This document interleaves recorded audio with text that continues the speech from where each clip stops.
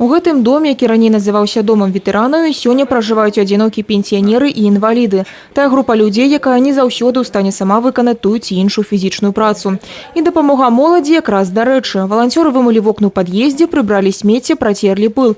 Прывялі ў парадак прылягаючую тэрыторыю, асабліва ўвага клумбам. Ілляна Дочава, камандзір валанцёрскага атрада імкнення пры Маскоўскім раённым камітэце БРСМ ужо 3 гады. Кажа, прыносіць карысць грамадству тое, чым яна хоча займацца па жыцці. А таму і на любым добрачынным мероприемстве одна из самых активных. Мы, как молодежь, можем пойти и чем-то помочь. Хоть чуть-чуть, но действительно это важно.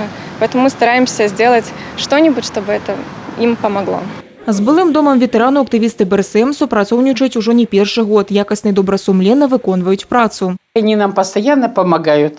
Поэтому мы очень благодарны. Они помогают, квартиры убирают, в магазины ходят, моют окна и все прочее. И помогают двор в порядок привести. Так что мы рады их всегда видеть у себя.